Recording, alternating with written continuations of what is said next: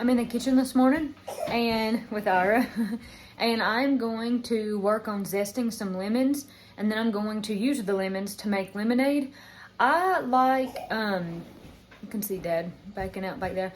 I like to have a little bit of citrus flavor in a lot of things that I cook, and a lot of cookies and sweets that I make, or breads or cakes or whatever, and I know Mom does too. And so of course you can use lemon juice that you buy at the store, or you could use lemon juice if you had a fresh lemon on hand, or you can use lemon peel powder or like lemon peel granules. You can buy those already dried. You can do the same thing for oranges. So I thought, I don't have any oranges, but I thought I have lemons. What if I made my own?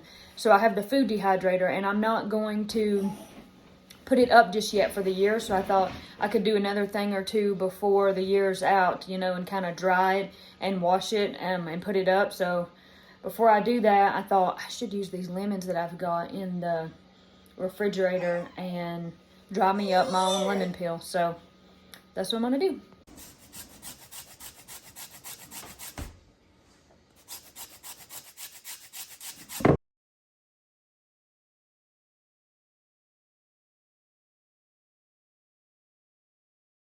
It took a while to zest the lemons, but once I got that done, I was ready to juice them to make the lemonade with. And I like strong, sour lemonade, so I chose to do several lemons. I think I did like 4 or 5 to make sure that I had that strong taste.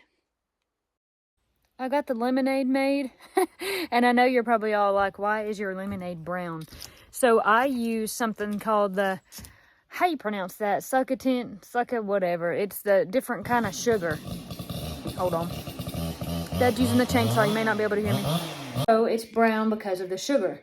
It's not a white sugar. The sugar itself is brown, so when I dissolved it in the water, it turned the water brown.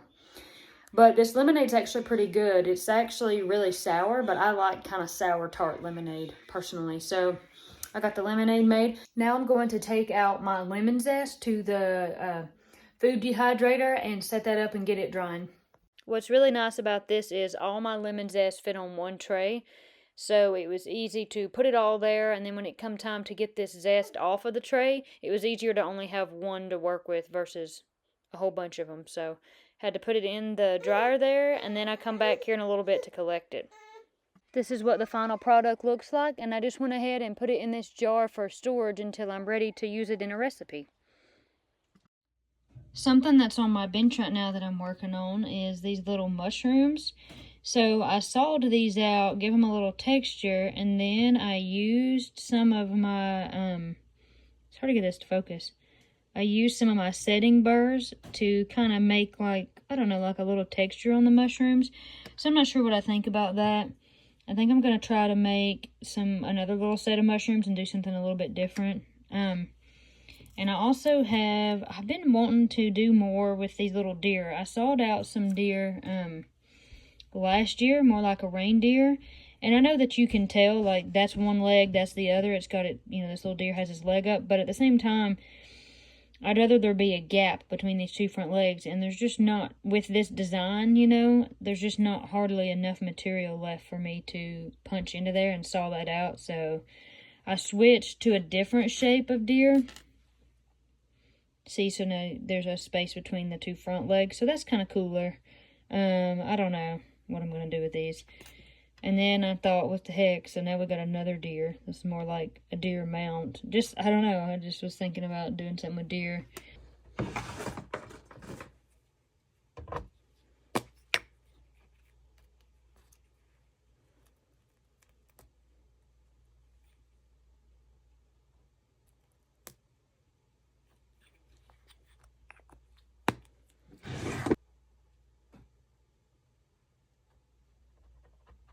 Alright, now I guess I can let that dry, let the glue dry. I can do something with these little mushrooms. I gotta come over here and decide on maybe something. I think a color like that would be nice because it's kind of a fall color, maybe something like that. This is always the tricky part because I love all the stones, so I'm like, which ones do I use? Kind of took this out here in the light so maybe you could see better. Maybe something like that, make a little pair of earrings. I've got 3 different deer here, so maybe I'll do 3 different things with them. as far as, I just like to incorporate stones with everything I do. So it'd be cool if I could incorporate some stones with these. They need a little bit more cleanup work, these do. And then I'll see about possibly adding a stone somehow to these. Alright, I'm going to probably back these with some more silver just to make them sturdier.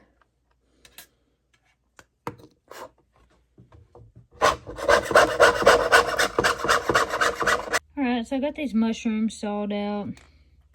And I got the plates for the little deer sawed out. So kind of just gotta, I guess, probably solder some stuff together now.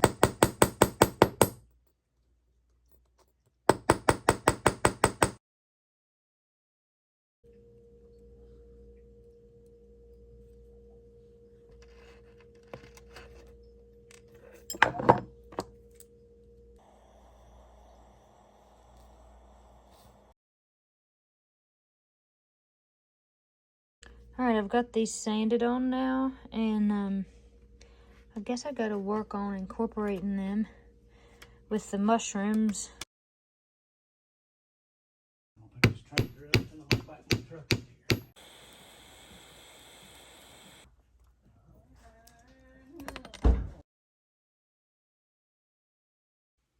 Okay, I've got all my parts and pieces together, and now I just need to solder them together.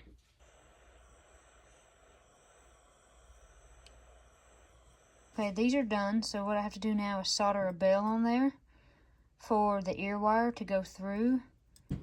Alright, I managed to get the bell on there. I didn't film that part because it's tricky, and I was like, and watch me mess up on the camera, but I got that on there. At the last minute, I decided to do something different with that other pair of mushroom earrings. So now I've got new bezels made, and I've got these copper discs instead of the just the carnelian stones. The next day I came down and I finished all the cleanup work on the earrings and one of the necklaces that I made.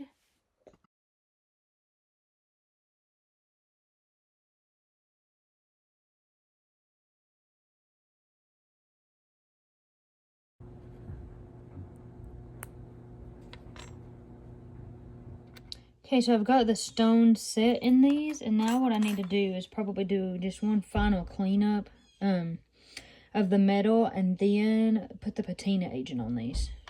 I got busy doing something, so I came back down the next day to put the patina on these pieces and finish polishing them up before I was ready to go ahead and put them in the tumbler.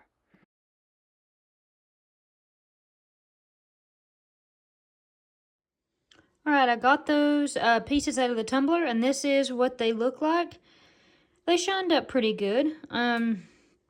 I think it's interesting the setting burrs I used to do the texture on those mushrooms versus the round stamps I used on these.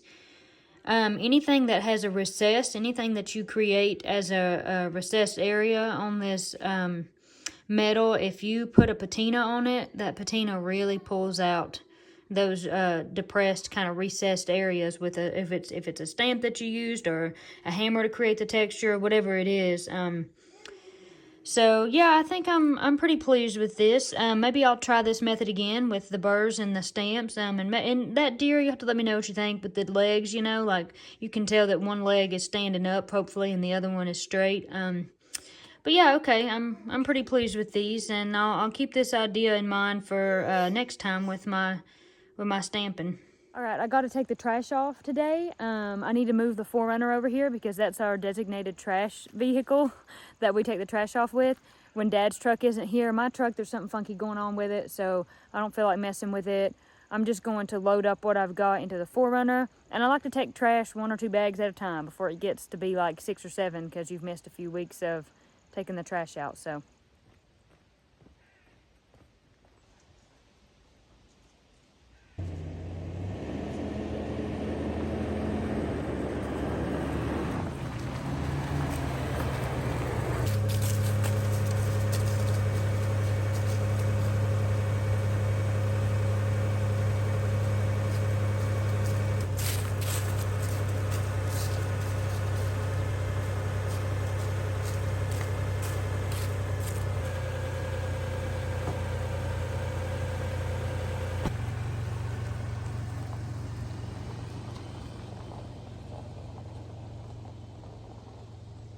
Lucky me, the trash dump is pretty close to our house. I don't have to go a long ways to dump the trash.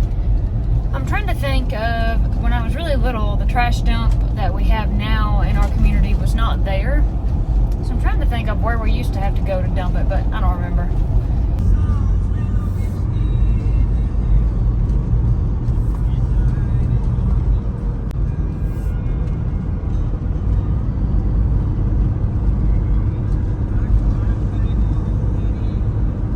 To get to the trash convenience site, I have to pass Miss Cindy's old house, and just always makes me think of her, number one, because I pass her house, but number two, at our convenience site here, there's what we call, I guess what she called, the dump swap shop. So it's just like a little swap shop that they have at the dump site here, and she would always go in there and find different stuff and give to us, or bring to give to us. And sometimes it would be really useful stuff that we could use, and sometimes she would take stuff over there. So I don't know, it just makes me, every time I go to the dump, of course, like I said, I have to pass her house, but it makes me think of her, kind of her spirit. And it's funny now, my cousin is currently living in Miss Cindy's old house, and she has 2 babies, so I think it's really sweet.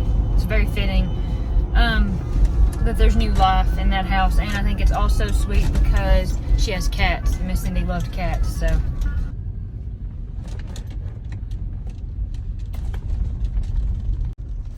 All right, pick a dumpster, any dumpster. Which one will it be? How about that one? The green one, right?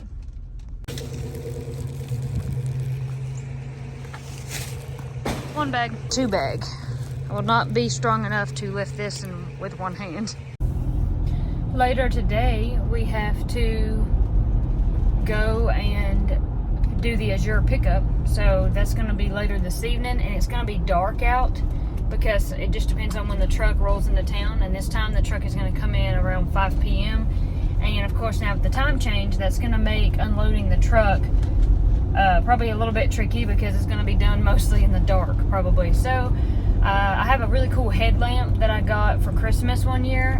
Corey has one too, and they are rechargeable by USB. So I just plugged mine up last night to make sure that it was ready to go, so that when we go get the grocery pickup later, we'll at least have a means to see what's going on. And it makes me wonder about if anybody else has had that thought. Okay, we are off to our Azure pickup. Got anything fun to say, Corey? Yeehaw! Yeehaw! Let's go get the grocery.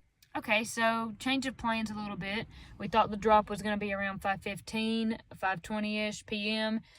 The truck has got delayed, so that definitely means that we will be unloading the truck in the dark now. It's pretty much dark right now. It's dark right now. It'll be pitch black by the time the truck gets here. So we're thinking it could be like 30 more minutes before the truck gets here. So everybody has arranged their vehicles. We have 2 rows of vehicles, and everybody has turned around to where their headlights face in. So I'm assuming when the truck gets here, we'll all turn our headlights on, and that will help.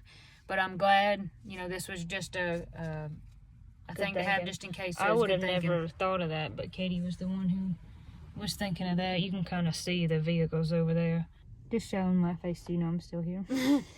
Corey is alive. I'm just kidding. And we also got a full moon, y'all. That's going to be, that will help us out with the light. Us out. Yeah, that's good. Darling. Sorry, that was the window. You can see the moon out there. You can. So we have just been notified it will be 15 minutes instead of 40 or 30. So that is pretty neat. The truck is on its way. Feeling good about that. Here we go. Okay, guys, we are leaving, and we will catch you back at home. We made it back, and we're going to show y'all what we got. Got some beef tallow. Some frozen summer sausage.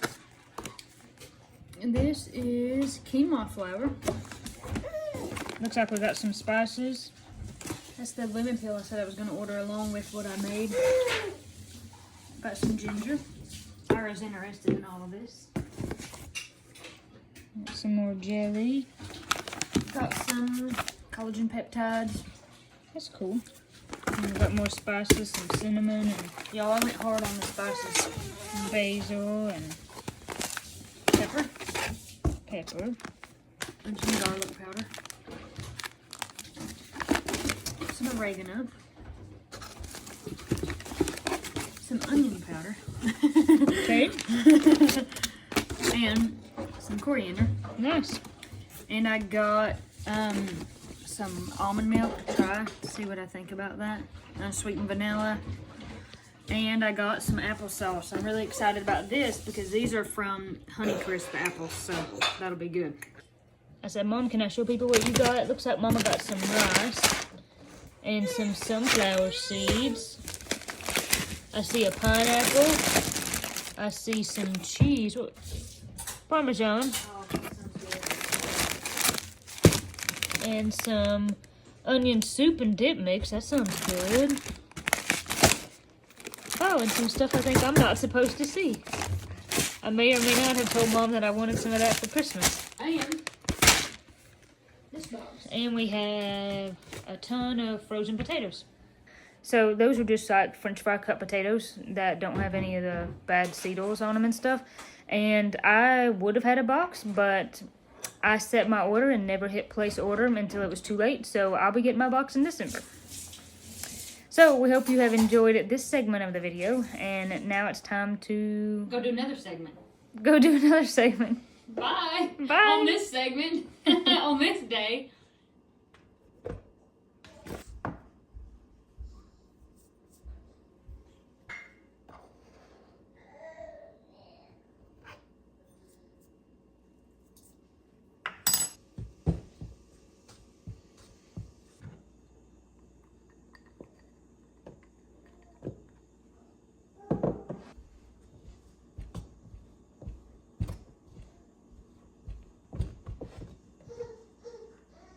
I'm coming, Bubby.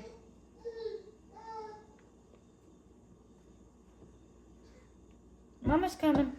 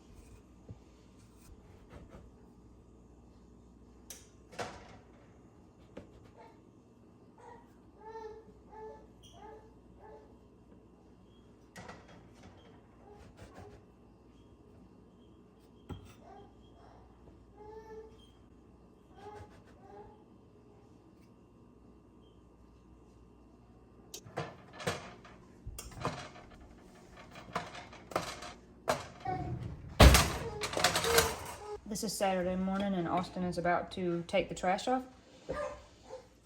And he wants me to make him a biscuit to go.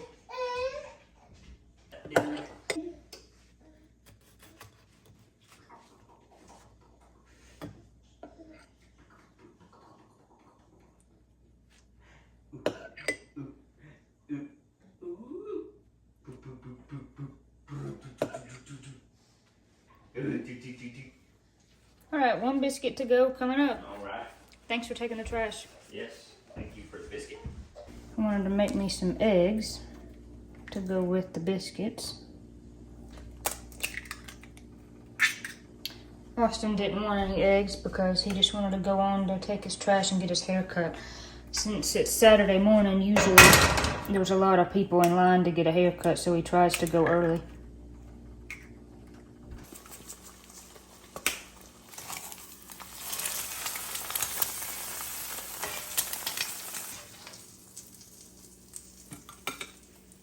Just cut up an apple to go with this.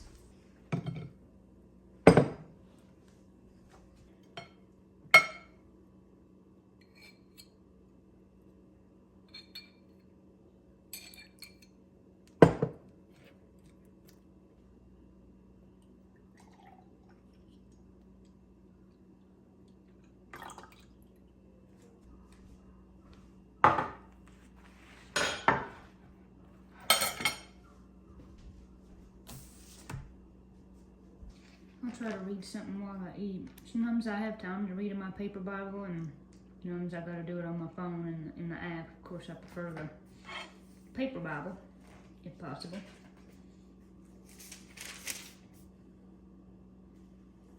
But one thing real quick that I'll share before I eat is, I was reading actually this morning.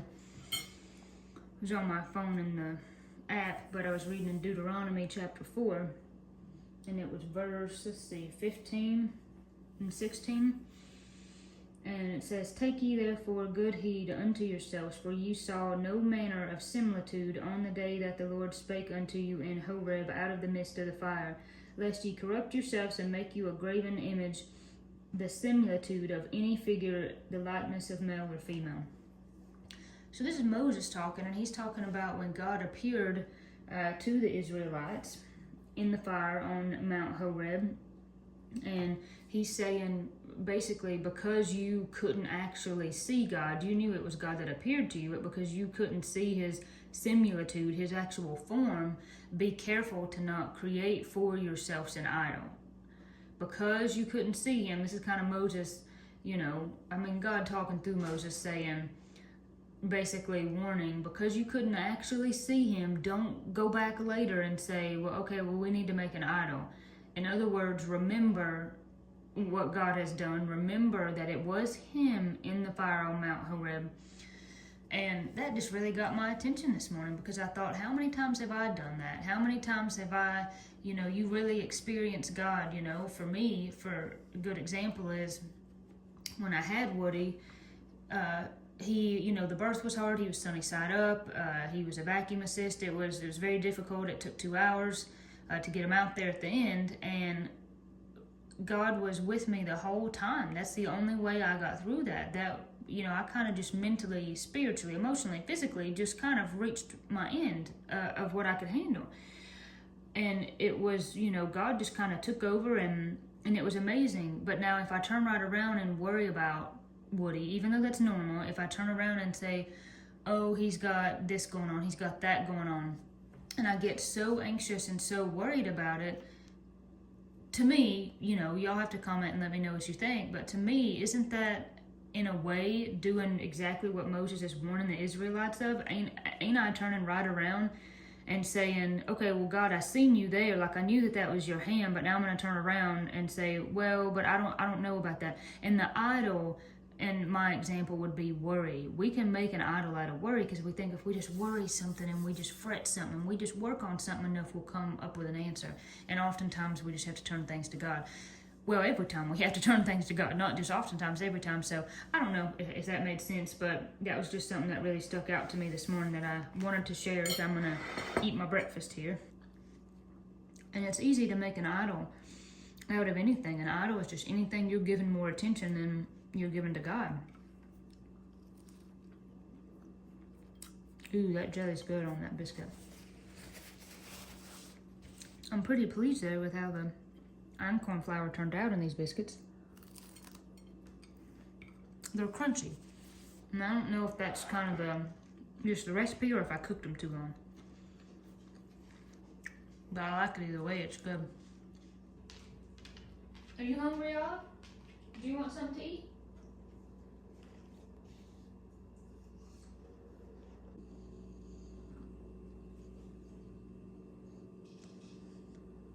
Today I need to make some more herbal mouthwash. This is a recipe that I found online years ago. I'll leave a link in the description to the recipe. But it's just a recipe for mouthwash made out of herbs, and it's just better because it doesn't have all the chemicals that store-bought herbal mouthwash has. And I've used mouthwash on and off. I used it for a while, then I didn't use it for a long time. I used to use this, and then I, ran out and stopped using it. And so my goal is to get to where I can use this more consistently. That's my Instapot going off. I'm making rice for lunch. But my goal is to use this consistently. So I have been using it for a while, and the last time I made this is when I was pregnant, and it's lasted a while. And so now I need to make this again. But what I want to do is make it in a bigger jar. This is a half-gallon jar instead of a pint jar. So ideally I could make it less often and it would go further. So the recipe makes about a cup and again, it uses a pint-sized jar, but what I need to figure out is how far these will go. This would probably hold 6 to 8 times the normal recipe, but I don't know that I have enough ingredients for that. So I have to figure out how much of these ingredients I actually have to see how many more times I can make it than the recipe, if that makes sense. So these are my smallest quantity. So I'm going to start with them first. It's got this is cloves, rosemary, we've got plantain, peppermint, and then we're going to have some essential oils. But I think this rosemary is the least in quantity, so I'll start with it and see how many times I can do the recipe. So it calls for 1 tablespoon of dried rosemary leaf. If I can get it open. I just got these from Amazon, but Star West Botanicals is a really good place to source herbs. So 1 tablespoon. Let's see what I can do out of this. There's 1. There's 2.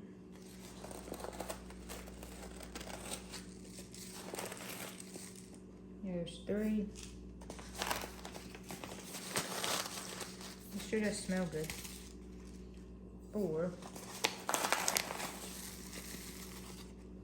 5, and let's see if I can do 6. Okay, yeah, there's 6. And there's just a little bit more left in there. I need 6 teaspoons of clove.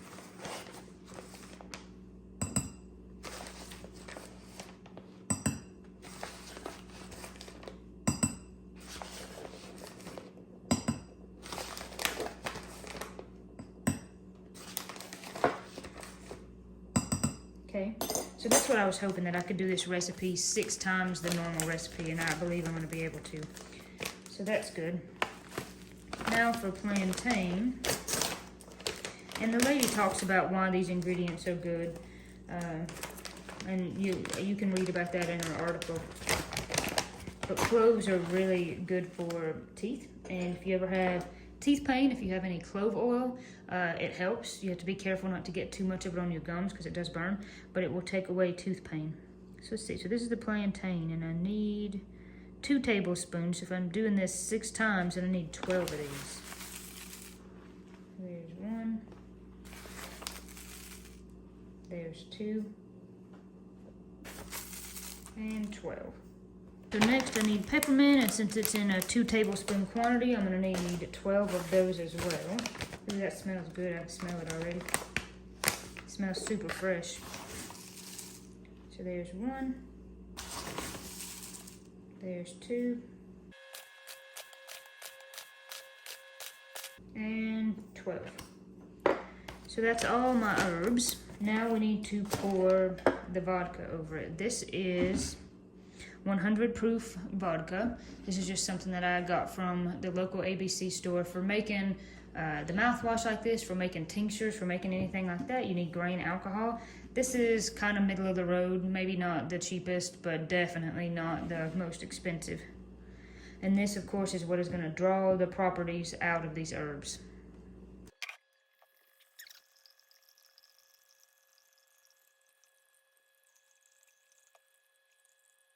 Alright, there we go. I had just enough. Now, I'm definitely going to do this over the sink. I don't want to be spilling this everywhere.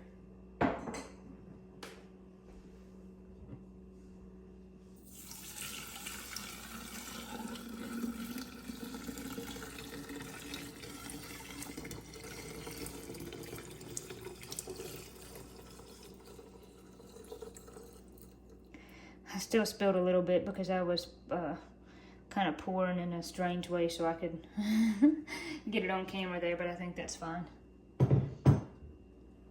This was a good judgment of how much liquid to use, because this is a half-gallon jar.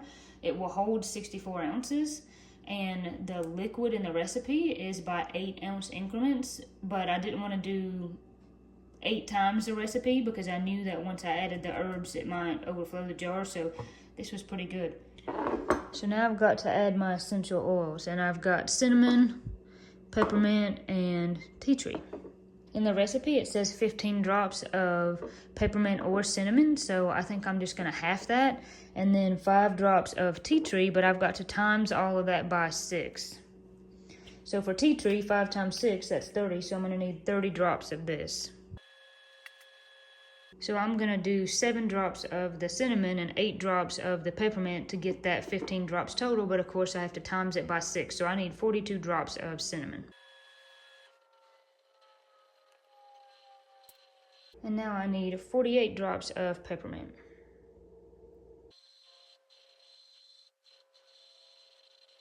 Now I'm just gonna make sure all the herbs are actually covered, they're pushed down in there, and that those essential oils get distributed into the mix. And then I'm gonna put a lid on this, and it's going to sit somewhere nice and dark for 2 weeks. And then after 2 weeks, I will strain out all the herbs and I will decant the liquid. I'll probably leave most of it in here and I'll just pour it into my little 2-ounce dropper bottle jar that I leave by my sink. And then I will have a lot of this that will last a long time.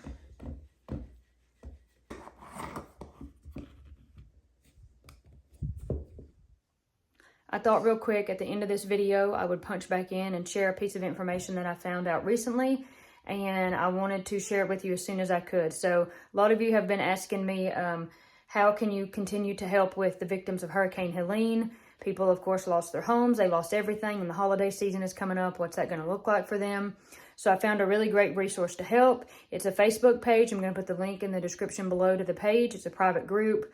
So you click on to the group and ask to join, and then you're going to state that you're either a family who needs help or that you want to contribute help to those who need it. Once you're a part of the group, you're going to see post after post of people sharing their story about what happened to them in the storm. People who lost their homes, people who had damage to their homes, and essentially it is people asking for help, right? So a lot of it is Amazon wish list, so that's convenient because you can just buy whatever it is that they need and have it sent directly to them. So I'm going to put that in the description below, and you can go look at that group if you're on Facebook. And what I like about it is it's all aggregated in one place. So if you want to help several families, it's all in one platform for you to look at. And the idea is kind of adopting a family for Christmas or Thanksgiving, right? For this holiday season. And of course, for the future, I'm not sure if the group will continue to post requests for help after the holiday season or not, because these people are going to continue to need our help well after the holiday season. So look in the link down below for that Facebook group if you have any questions about it. Of course, you can ask me those. And thank you again for watching our videos. God bless you. God keep you. And we'll certainly catch you at the next one. Bye.